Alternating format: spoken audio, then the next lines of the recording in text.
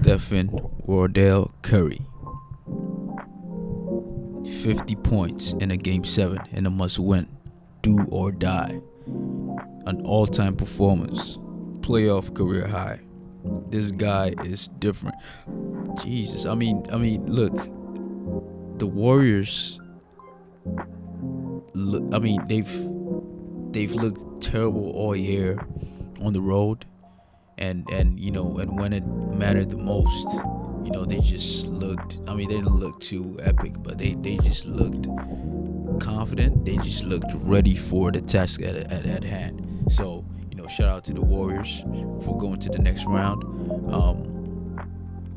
The first half was kind of close. The Kings kept it close, even though they're still, struggling on the boards. They still kept it close, but Curry kept hitting them threes. He kept doing his thing. He showed how seasoned he is, right? He showed that the first round is no big deal to him compared to the Kings, who have been out of the playoffs for a while now, and they're pretty much babies, right? And it showed. Clay.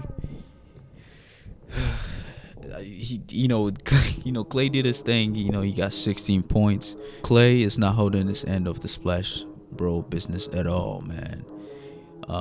He had 16 points, 5 rebounds in 35 minutes. At least he did something, but I expected more from Clay. But the MVP, the real MVP to me, is Looney.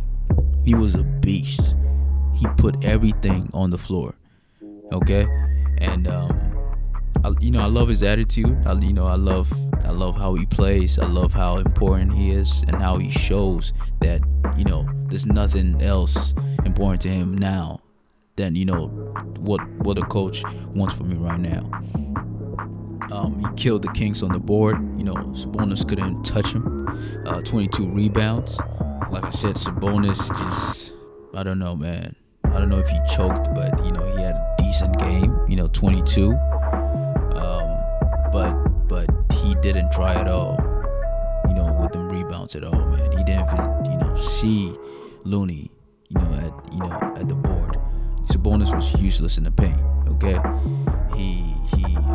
At one point, I think he even tried to stop Looney by going face to face, which is not legal. It's not like the 80s and nothing, but yeah, he just didn't know what was going on, man. He had to force Mike Brown to go small ball and stick with Murray at the end of the day. The Kings, in the fourth quarter, I thought Fox was gonna, come alive. I thought the Kings team was gonna come alive because, they've been confident all year. So I was like, okay, this might be a dogfight, but obviously no. They rolled around, showed their belly, and the moments was too big. The lights were too bright for them, and I don't blame them though, because they're going against a well-seasoned team, and it's their first rodeo pretty much. So yeah, hopefully this is a learning incident for them, a learning moment for them, and they come back better next year. But I'm disappointed in Fox, man. 16 points in a must-win game.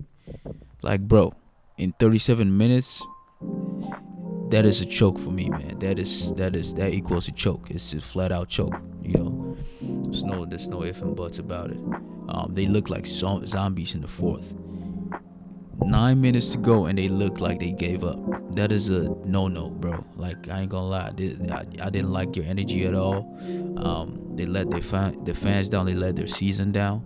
But again, it's your first rodeo, so I give it to them. They had an amazing season. I love the fans. Amazing fan base, amazing arena. Hope they come back, more seasoned and better. Yeah. Shout out to Stephen Curry, all-time performance, 50 points, 50 nuggets. Shout out to Looney for doing his thing. Shout out to Steve Kerr, for keeping his cool and making the right plays. Draymond Green did what he had to do, what he was supposed to do. Didn't do too much. So yeah.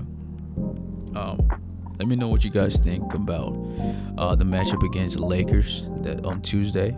what do you guys think? How do you think they're gonna fare against a Laker team that is better defensively than the Kings, way better defensively than the Kings?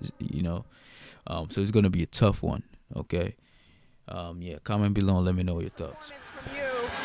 But before I talk about your performance, Kevon Looney, can you describe the impact that he had on this game? From these last 2 years, he's anchored us inside. Like, we're not the biggest team. Him and Draymond trying to man the paint all game, all year, all playoffs. Last year he did an unbelievable job. This year he's even better. So it's huge for us because within every series he finds a way to make an impact, and it's loud, not with points. It's all the dirty work that he has to do, and we love him for it. And for you, a playoff career high, 50 points in a Game 7 on the road. Just what was going through your mind throughout the course of this game, especially in the third quarter when you guys started to pull away? I mean, just keep being aggressive. They made a huge adjustment in Game 6 to go small and try to get the pace up. So we wanted to kind of counter that with patience on offense, finding the right matchups, and just being aggressive to score with the space that we had on the floor. So crazy thing is I just want to come out and look for shots early, get my teammates going throughout the game. But when I'm looking for shots, I think it usually works in our favor. Usually works in your favor. The Lakers are next. Give us a preview. I mean, they're a totally different team since the trade deadline, and watch the series with Memphis. They're playing unbelievable. All their pieces fit, so it's going to be a huge test for us. A totally different style than what we just faced, so we got to make those adjustments. But thank God we get to worry about that because these last 36 hours have been a little dicey. Thanks and congratulations. Good luck the rest of the way. All right, Lisa, it was a little dicey after Friday night, but Steph Curry and the Warriors taking care of business to advance.